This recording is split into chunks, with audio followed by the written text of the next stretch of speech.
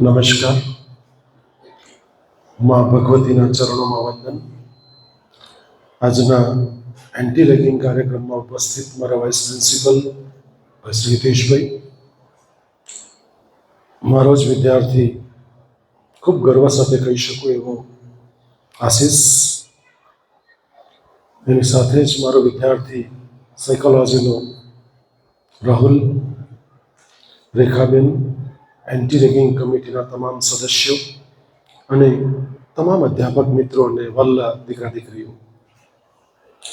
ગારડા કોલેજના 79 વર્ષના ઇતિહાસની અંદર જ્યાં સુધી મને સમજણ છે ત્યાં સુધી, વાંચ્યું છે ત્યાં સુધી, સમજ્યું છે ત્યાં સુધી, આજ સુધી એક પણ રેગિંગનો કેસ નથી બન્યો.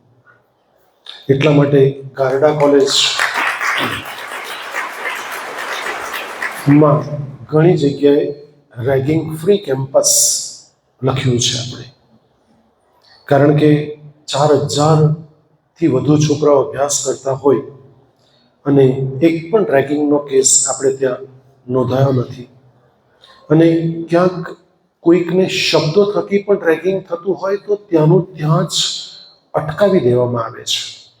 કોઈ દ્વિઅર્થી દ્વિભાષી શબ્દ બોલતા હોય તો પણ જ્યાં કમ્પ્લેન અમારી પાસે આવે છે, મારા સતત અધ્યાપકો જાગૃત છે, તમારી વચ્ચે ફરે છે, early in the morning and હમણાં પણ. અને ક્યાંક એવું લાગે તો તરત જ દીકરા દીકરીઓ તરત જ અમને કમ્પ્લેન કરે, ઓન ધી સ્પોટ એનો નિકાલ આવે છે. ક્યાં તો એ વિદ્યાર્થીને પોલીસમાં સોંપી દઈએ છીએ, અધરવાઇઝ તો માફીપત્ર લખાવીએ છીએ. એટલે ગારડા કોલેજના ઇન્ચાર્જ પ્રિન્સિપલ તરીકે હું ખૂબ ગર્વ લઈ શકું કે છેલ્લા 10 વર્ષમાં અને ગારડા કોલેજના ઐતિહાસિક 79 વર્ષમાં જે વટવૃક્ષ તરીકે આજે ગારડા કોલેજ ઊભી છે, એના પાયામાં ક્યાંય રેગિંગ થયું નથી મિત્રો. જ્યારે અશ્વિને આશીષનું નામ સજેસ્ટ કર્યું એટલે આશીષ એમ પણ રોજ મને સાંજે તો વોકિંગ કરવા જાઓ, એ વોકિંગ કરવા એટલે રોજ મળે જ અને મારી સામે જ સોસાયટીમાં રહે. એટલે મેં પૂછ્યું, મૂકું મેં તને કંઈ ભણાવેલું? મને એવું યાદ છે આશીષનો ચહેરો આજે મને યાદ છે કે 85માં એસટીડી ભણાવતો ત્યારે જે હમણાં એન્વાયરમેન્ટનું પેપર આવતું હતું, એ પેપર ત્યારે મને ભણાવતા પણ નહીં આવડતું એકચ્યુઅલી, સાચી વાત જો કહું તો. કારણ કે જ્યારે મારા શરૂઆતના જે દિવસો હતા એ ખરેખર કેવી રીતે ભણાવવું, શું ભણાવવું, મને કશી જ ગતાગમ નહોતી, સમજણ નહોતી એવી, અને માત્ર બુકમાંથી વાંચી જતો. અને કોમર્સના છોકરા મોટે ભાગે મને ગાંઠતા બી નહીં એમ તે વર્ષોમાં, અને આશીષનું કોમર્સ હતું. પણ એ જે મારા 2-3 મહિના જે હતા શરૂઆતના, એ જ ખરાબ ગયા. પછી તો મેં પૂર્ણપણે કંટ્રોલ મેળવ્યો અને ક્યારેય પણ નોટ ચોપડી લઈને ક્લાસમાં ગયો હોય એવો એક પણ ઇન્સિડન્ટ નથી બન્યો. અને છેલ્લા થોડા વર્ષોમાં તો એ રીતે કે ભાઈ કશું જ નહીં લઈ જવું, હમણાં તો નોટે લઈને જાઉં મુદ્દા લખાવવા માટે, બાકી કશું જ નહીં લઈને જવું. એ રીતે પોતે મેં સ્ટડી કર્યો અને એ રીતે મેં કામ કર્યું છે. એટલે આશીષનું નામ જ્યારે લીધું ત્યારે મેં કીધું કે આશીષને ચોક્કસ બોલાવો, કારણ કે આપણો ભૂતપૂર્વ વિદ્યાર્થી પણ છે અને એને પણ ગારડા કોલેજમાં આવવાનું અચૂક ગમશે. અને જ્યારે વાત રેગિંગ અને એન્ટી રેગિંગની છે, આર્ટ્સ અને કોમર્સના આ કાર્યક્રમ કરવાના ભાગરૂપે જ આપણે કરીએ છીએ.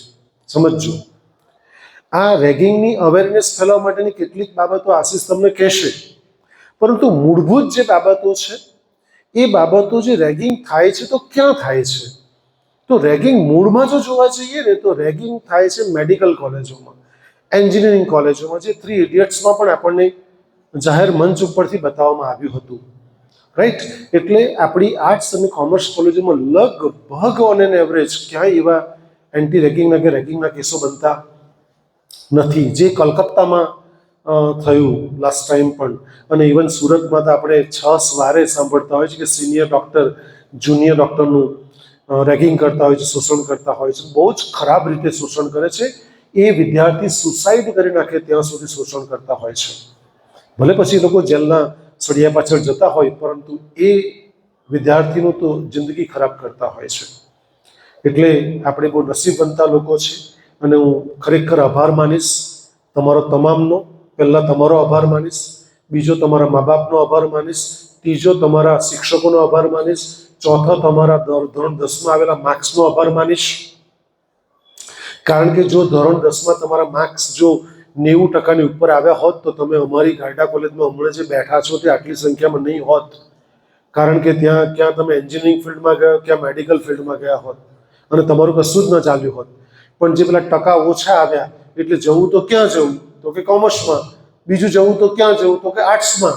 એટલે હું સદભાગી છું, ભગવાનનું ઋણ ખરેખર હું સ્વીકાર કરું છું કે આટલા સારા દીકરા દીકરીઓ મને વિદ્યાર્થીના સ્વરૂપમાં પ્રાપ્ત થયા છે. એટલે ગાયડા કોલેજમાં પણ હું ગર્વ લઈ શકું કે આટલા 4000 ખરેખર આશીષ 4000 દીકરા દીકરીઓ ખૂબ શાંતિથી માં સરસ્વતીનું મંદિર સમજીને અહીં આવે છે અને અભ્યાસ કરે છે. તો ફરી એકવાર ગાયડા કોલેજ પરિવાર વતી આશીષનો, રાહુલનો ખરેખર હું સ્વાગત કરું છું, આવકારું છું અને ગાયડા કોલેજમાં ખરેખર આનંદની લાગણી અનુભવું છું. મારી ચર્ચાને માત્ર અલ્પ વિરામ આપું છું. ફરી પાછા મળીશું. જય હિન્દ, જય ભારત.